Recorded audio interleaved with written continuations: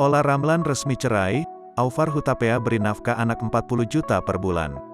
Usai cerai dari Ola Ramlan, Aufar Hutapea wajib membayar nafkah kedua anak mereka sesuai putusan Pengadilan Agama Jakarta Selatan. Diketahui, Majelis Hakim Pengadilan Agama, PA, Jakarta Selatan telah resmi memutuskan perkara perceraian keduanya pada Senin, tanggal 6 Juni tahun 2022. Dalam putusan tersebut, Aufar sebagai tergugat wajib membiayai nafkah kedua anaknya sebesar 40 juta rupiah setiap bulannya.